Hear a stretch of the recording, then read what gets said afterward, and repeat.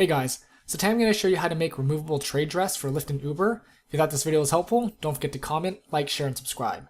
So first thing you want to do is make sure, I measured this as an inch on both sides, but you can probably do half an inch, that's probably good enough. So measure 1 inch on each side, make a mark, and this is like plastic, like kind of thick plastic that I'm using. So I'll link you guys in the description of what I actually used. So go ahead and mark it, and then I use a paper cutter to cut it. If you don't have one, you can just use scissors, that'll work too. So go ahead and cut that. And the reason why I'm doing this is because that way when I'm not driving for Lyft and Uber, I can drive around and not have stickers, on there and advertising for free and be a target for cops and all that stuff. So then what you want to do is go ahead and make another mark at the bottom. I left about 3/4 of an inch. That's kind of like a quote-unquote tab, so that way I can pull out the tray dress easier, and put it in easier when I'm, removing it and putting it in.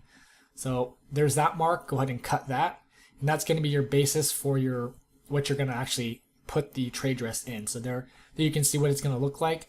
And the reason why you need the space on the upper and lower is because when you tape it to the window, then you can't put it, you can't make it the same size. You're not going to be able to get the tray dress in there. So I just use packing tape, 2-inch thick packing tape, and then cut it in half. And then you can use each half on each side. So go ahead and cut it in half. Put one half of it somewhere for now temporarily, and then what you want to do is put the one piece on. Make sure it's nice and straight, and that it's not basically like it's flat against the piece of plastic. So go ahead and do the same thing on the top as well, and then stick it on. Make sure that once you stick on the second side that there's a little bit of room so you can get it in and out. If you make it perfectly flat against the window, you won't be able to get the tray dress into the space. So make sure there's just a little bit of gap.